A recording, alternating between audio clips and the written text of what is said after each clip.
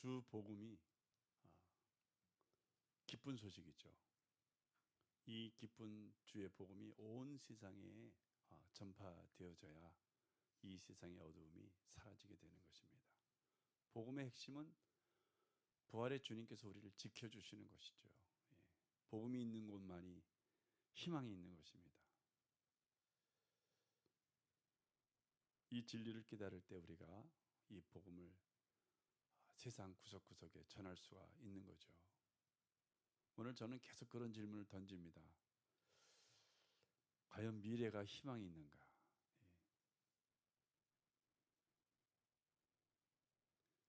촛불집회 때 자유발언하는 고3 수험생을 볼 때 과연 이 나라가 미래가 있겠는가? 그런 생각이 자꾸 들어요. 미래가 있는가? 우리들의 미래는 정말 희망이 있는가? 이 나라의 미래는 과연 희망이 있는가? 정치가들도 답을 못합니다. 경제학자들도 답을 못하죠. 철학자들도 답을 못합니다. 오늘의 말씀은 예레미야의 편지입니다. 제가 이 말씀을 선택한 이유는 예레미야의 편지가 전달되던 그 시대와 우리의 시대가 너무나 닮은 꼴이기 때문에 그렇습니다. 역사적 배경을 살펴보면 이스라엘 나라는 북쪽은 이미 150년 전에 망해버린 상태고 남쪽 유다만이 남아 있었죠. 남쪽 유다도 18세 된 여고니아, 열왕기 하에서는 여호야긴으로 나와 있어요. 여고니아가 왕위에 오르죠. 여고니아는 요시아의 손자고 시드기야의 조카입니다. 시드기야는 요시아의 아들이죠. 18세에 왕이 된 여고니아. 선대 왕부터 내려오는 악행이 여고니아 왕 때도 그쳐지지 않고 계속됩니다. 우리가 부정부패 정말 마음 아파하는데 이게 오늘의 문제는 아니잖아요. 우리가 일본의 일제 해방 때부터 초대 대통령 이승만 때부터 지금까지 거의 어떻게 됩니까? 계산이 잘 안 되는 한 70년 됐나요? 이제까지 이게 해결이 안 되는 부정부패가 해결이 안 됩니다. 여고니아 왕도 마찬가지. 선대 왕들로부터 행해준 악행이 18살이 되어서 왕이 된 여고니아 시대에도 이게 해결이 안 되는 거예요. 그래서 왕이 된 지 석 달이 되어서 왕 된 지 석 달뿐이 안 됐는데 바벨론의 느부갓네살 왕이 쳐들어오는 거죠. 그래서 여고니아도 바벨론으로 끌려가고 왕후도 끌려가고 정치인들도 끌려가고 또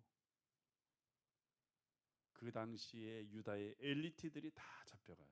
그때 다니엘, 사드락, 메삭, 아벳느고도 그때 끌려간 거예요, 같이.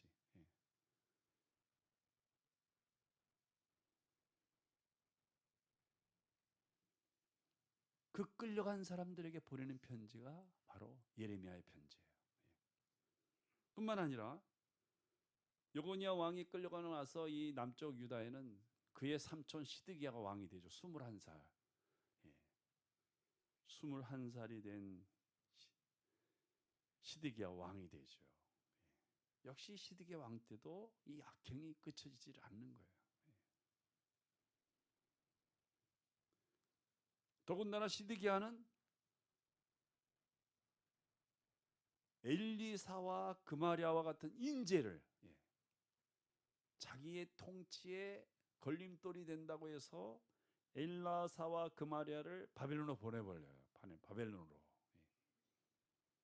그래서 예레미야가 바벨론으로 쫓겨가는 엘라사와 그마랴 편에 이 편지를 또 보내는 것입니다.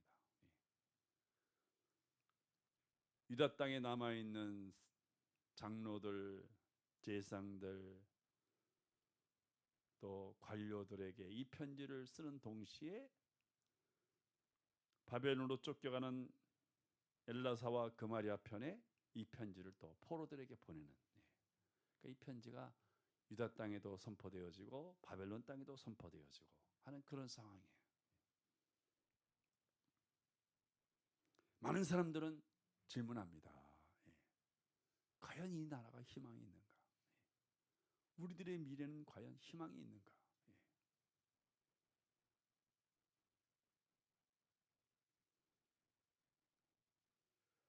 포로로 잡혀간 사람들, 이국 땅에 포로로 잡혀왔죠.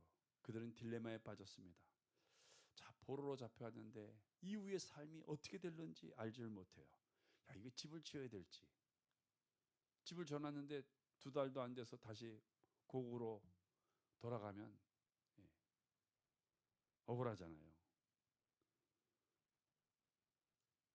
텃밭에 씨앗을 뿌리고 농사를 지어야 될지, 또는 아내를 얻어서 자녀들을 낳아서 가정을 꾸려도 되는 건지, 포로로 붙잡혀온 상태에서 정말 어떻게 해야 될지 모르는 그런 때였어요. 그래서 사람들이 다 우리의 미래가 과연 희망이 있는가라는 질문을 던지게 된 거죠. 포로로 붙잡혀가지 않는 고국 땅에 남아있는 사람들도 사라지지 않는 선대 왕들에부터 행해온 악행 때문에 과연 우리의 미래가 희망이 있는가?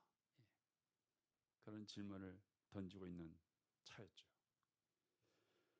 포로로 붙잡혀 바벨론이라고 하는 이국 땅에 가서 있어도, 포로로 붙잡혀 가지 않고 고국 땅에 남아 있어도 희망이 없어 보이는 것은 마찬가지였어요.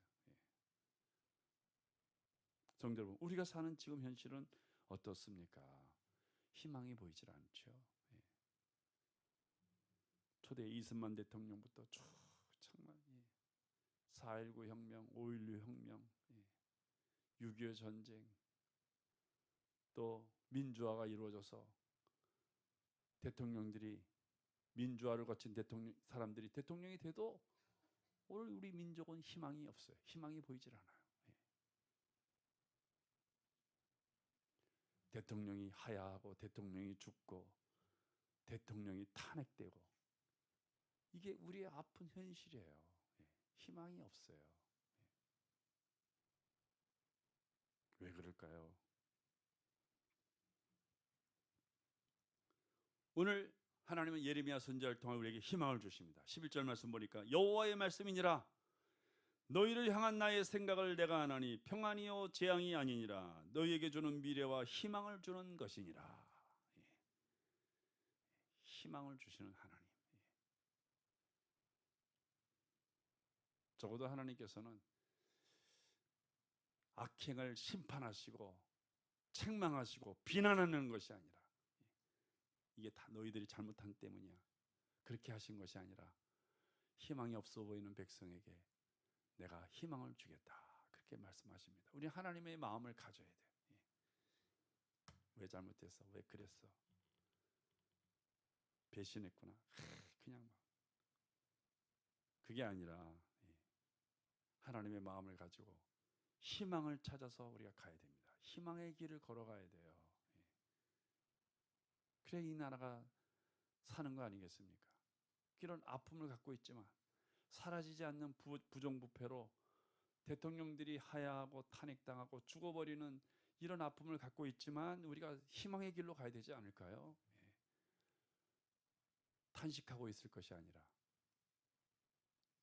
적외감이 든다고 절망할 것이 아니라 희망의 길을 가야 되는 거 아니겠습니까? 우리는 그래서 예레미야 예언의 메시지를 귀담아 들어야 합니다. 평안이 담긴 미래와 희망의 길로 우리는 가야 되는 거죠. 그래서 몰트만이라고 하는 신학자는 외칩니다. 오직 십자가 위에 희망이 있다. 너무나 진리의 말씀이에요. 오직 십자가 위에 희망이 있다. 예수님은 우리에게 희망을 주시기 위해서 십자가를 지신 것이에요. 우리 사회가 불행한 것은 어느 누구도 십자가를 지려 하지 않는다는 거죠. 예. 이 기회를 잡아서 권력을 지으려고 할 뿐이지 십자가를 지으려고 하는 사람은 아무도 없습니다. 성도 여러분, 속아서는 안 돼요. 속으면 안 됩니다.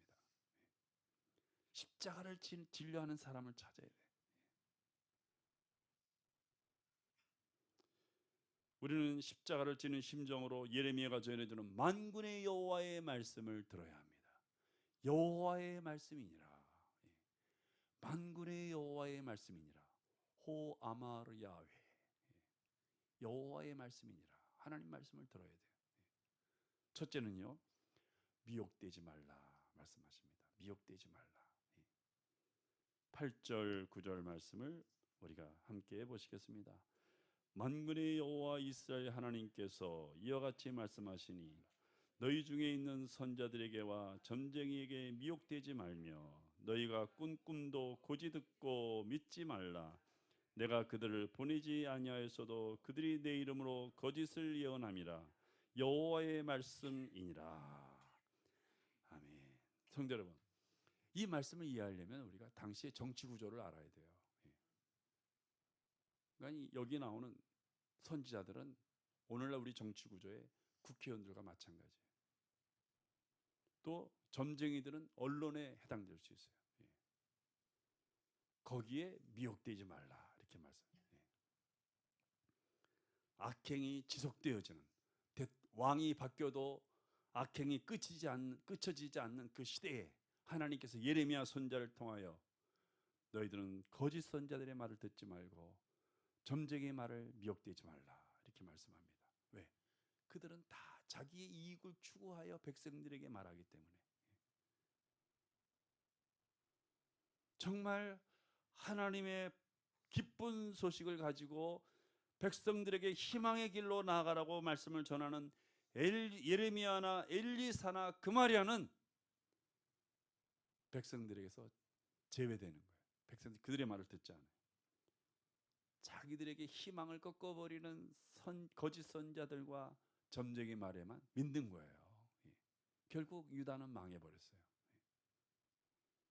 우리는 이 역사적 사건을 거울 삼아서 정말 우리는 미혹되지 말아야 돼요.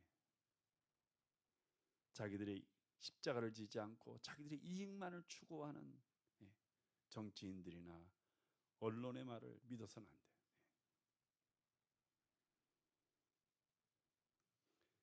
이런 사건으로 누가 돈을 제일 많이 벌 수 있는가 한번 생각해 보세요. 나라는 점점 힘들어가는데 이 사건을 통해서 돈 벌려고 하는 사람들, 그들의 거기에 미혹되어서는 안 된다는 거죠. 미혹되면 깜짝이야. 아무 짓도 안 했는데 미혹되면 내가 그런 거 아니죠. 거기서 그런 거. 미혹되면 유다처럼 결국 망하고 말죠. 사랑하는 성도 여러분, 예레미야나 엘라사나 그마리아 정말 하나님의 사랑을 가지고 백성들에게 희망의 길로 나아가라고 권면하는 거예요. 미혹되지 말라. 하나님의 뜻이라고 말하는 저 거짓 선자들, 점쟁이들에게 미혹되지 말라. 예수님도 같은 말씀하셨어요. 마태복음 24장 4절에 너희가 사람의 미혹을 받지 않도록 조심하라. 24장 11절 거짓 선자가 많이 일어나 많은 사람을 미혹하겠으며. 이 거짓 선자의 특징은 이게 하나님의 뜻이라고 꼭 말해요. 하나님의 뜻이다. 이게 진리다. 근데 거기에 미혹되지 말라는 거죠. 바울도 고린도후서 11장 3절에 뱀이 그 관계로 하와를 미혹한 것 같이 너희 마음이 그리스도를 향하는 진실함과 깨끗함에서 떠나 부패될까 두려워하라 그랬어요. 데살로니가 후서 2장 3절에도 누가 어떻게 하여도 너희는 미혹되지 말라. 히브리서 3장 10절에 보니까 그러므로 내가 이 세대에게 노하여 이르기를 그들이 항상 마음이 미혹되어 내 길을 알지 못하는도다. 미혹되면 하나님의 길을 알지 못해. 희망의 길을 알지 못해요. 예. 그래서 우리가 미혹되지 말아야 합니다. 오직 십자가 위에 희망이 있어요. 십자가 위에. 예. 십자가의 정신을 가지고 사는 것이 진짜로 하나님의 뜻이에요. 예. 그래서 두 번째로 예레미야는 자, 우리가 희망의 길로 가려면 부르짖어야 된다 하는 말씀을 합니다. 12절 말씀 보니까 너희가 내게 부르짖으며 내게 와서 기도하면 내가 너희들의 기도를 들을 것이요 너희가 온 마음으로 나를 구하면 나를 찾을 것이요 나를 만나리라 했습니다. 사는 성도 여러분, 예레미야가 우리에게 굉장히 중요한 것을 이야기하고 있습니다. 희망의 길로 가려면 12절 보니까 내게 와서 주님께로 와야 하나님을 만날 수 있어요. 예, 와야 됩니다. 예.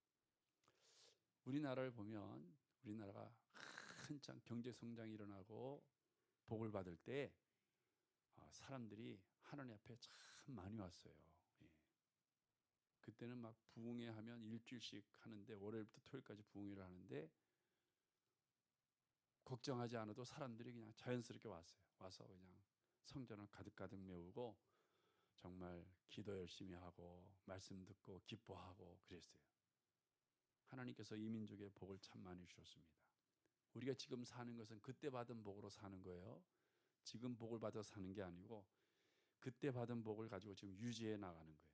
그러나 이게 언제까지 버틸지는 모르는 거예요. 지금은 부흥회를 하면 사람들이 안 와요. 목사님 왜 부흥회 안 해요? 부흥회 하려면 걱정이 돼. 사람들이 안 오니까 강사 불러다 놓고 비싼 헌금을 줘서 불러다 놓으면 그래도 사람들이 와서 들어야 되는데 몇 명 안 되니까 돈도 아깝고 헌금도 아깝고 또 강사에게도 미안하고 몇 명 안 돼서 들으려니까 너무 미안한 거예요. 이 희망의 길을 못 가는 이유가 오지 않기 때문에 그래요. 와야 됩니다. 하나님 앞에 와야 돼요. 힘드시면 와야 됩니다. 어려우시면 하나님께 와야 돼요.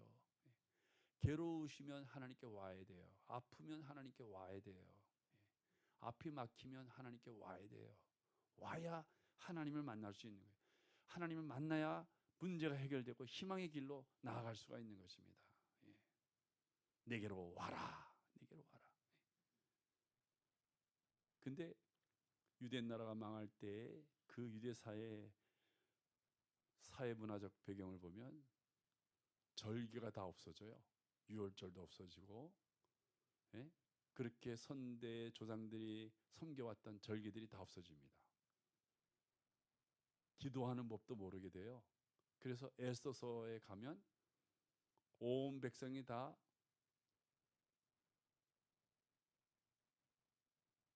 아달월 13일에 다 죽게 되어 있는데도 사람들이 그냥 손 놓고 가만히 있어. 어떻게 할 줄 몰라서. 그러니까 모르드게가 에스더에게 야 좀 도와줘라 그랬더니 에스더가 나도 지금 왕을 못 본 지 오래됐는데 도와줄 수가 없군요. 그랬더니 모르드게가 에스더에게 야 너 이때를 위해서 네가 왕후 되었는데 그게 무슨 말이냐? 그랬더니 하나님이 에스더에게 지혜를 주셨어요. 기도하게 하셨어요.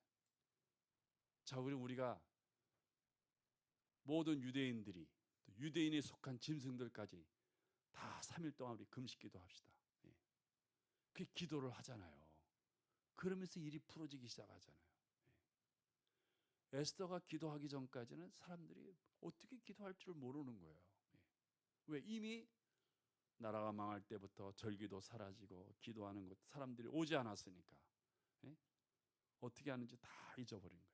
성도 여러분, 우리가 한번 우리가 이제 우리 삶이 끝나면 우리 후대 사람들이 기도하는 법 알 수 있을 것 같아요. 어떻게 기도하는지도 모를 것 같아요. 그나마 지금 이 기도가 명맥이 이어져 나가는데 이게 어느 시점에 가면 이게 이제 기도할 줄도 몰라요. 사는 성도 와라. 와서 구하면 내가 너희를 만나겠다. 와서 부르짖으면 온 마음으로 나를 구하면 내가 너희 기도를 듣고 너희를 만나겠다. 그래서 14절 말씀에 뭐라 그럽니까? 만나게 되면 14절 우리 같이 볼까요? 시작. 이것은 여호와의 말씀이니라. 나는 너희들을 만날 것이며 너희를 포로된 중에서 다시 돌아오게 하되 내가 쫓아보내었던 나라들과 모든 곳에서 모아 사로잡혀 떠났던 그곳으로 돌아오게 하리라. 이것은 여호와의 말씀이니라. 아멘. 와야 하나님을 만나고 만나야 희망이 생기는 것이에요. 사랑하는 성도, 우리의 미래의 희망은 바로 하나님을 만나는 데에 있는 것입니다. 하나님 만나는. 아유, 하나님 어떻게 만나요? 그런 생각이 자꾸 드는 것은요, 우리 마음이 벌써 아까 예레미야가 이야기한 미혹되었기 때문에, 너무 세상의 거짓 선자들이나 점쟁이들의 말에 너무나 우리가 많이 이게 들었기 때문에 하나님께 기도해도 하나님 만날 수 있을 거라고 하는 생각을 갖지 않아요. 그래서 오지 않는 거예요. 이미 내 마음이 미혹이 된 거예요. 성도 여러분, 우리가 미혹되지 말아야 합니다. 그리고 하나님께로 와서 구하면 하나님 만나주시는, 어떻게 만나는지 확인되느냐? 내 어려움이 해결되는 것으로 하나님이 만나주셨음을 확인시켜 주시는 거예요. 하나님은 우리 눈으로 볼 수가 없어요. 근데 어떻게 만났는지 아느냐? 내 어려운 문제가 해결되는 거죠. 아, 하나님이 나를 만나주셨구나. 우리가 알 수 있는 거예요. 주님도 말씀하셨어요. 구하라 주실 것이요, 찾으라 찾을 것이요, 두드리라 열릴 것이니라. 온 마음으로 하나님께로 와서 구하면 하나님을 만나게 되는 것이에요. 그래서 주시고 찾아지게 되고 열려지게 되고, 너희가 얻지 못하면 구하지 않기 때문이다. 야고보 사도는 말합니다. 하나님께 와야 합니다. 그리고 7절에서 예레미야가 우리에게 지혜를 주시는데, 기도할 때 너희는 내가 사로잡혀 가게 한 그 성읍의 평안을 구하라. 여기 성읍에는 어느 성읍이에요? 바벨론 성읍이에요. 적의 성읍을 위해서 평안을 구하래요. 성도 여러분, 내가 평안해지려면 나를 괴롭히는 자를 위해서 기도를 해야 돼요. 내가 복을 받으려면